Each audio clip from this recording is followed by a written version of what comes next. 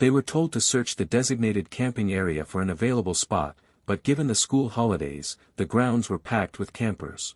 In an effort to ensure Azaria wouldn't disturb anyone should she cry through the night, the Chamberlains found a spot far enough away from the main campground. They pulled up next to a sandy rise known as Sunrise Hill, a popular vantage point at dawn on the eastern edge of the campground. The area was quiet, and they set up camp near a picnic table, the only source of light coming from a 100-watt portable floodlight tied to a wooden post in the communal barbecue area, about 25 meters east. Once the family of 5 settled in their yellow multi-person tent, they all curled up to sleep. Azaria was placed gently in a white wicker basket at the feet of her older brother, Reagan. The next morning, as the sun rose on Sunday, August 17th, the Chamberlains introduced themselves to some of the other campers, many of whom marveled at Azaria, who lay peacefully in her carry basket. After breakfast, the family bundled into their Toyota Tarago to explore the area. Lindy had visited Ayers Rock, now Uluru, during her teen years, but the photos from that trip had long since faded. She hoped to replace those memories with new ones. Michael, ever the photographer,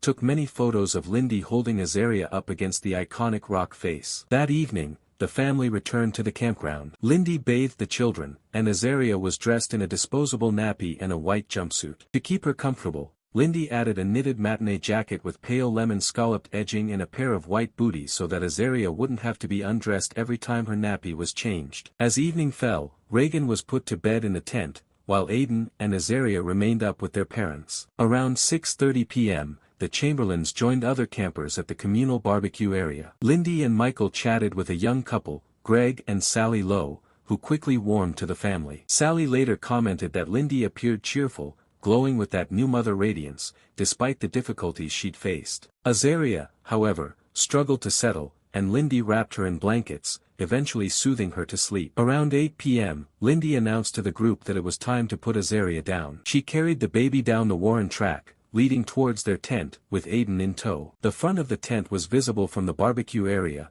though partly obscured by a railing and some shrubbery. Greg Lowe was able to glimpse Lindy kneeling as she entered the tent and saw her emerge a short time later. He watched as she moved toward the family's Tarago. About 10 minutes later, Lindy returned to the group with Aiden and began preparing some baked beans for him.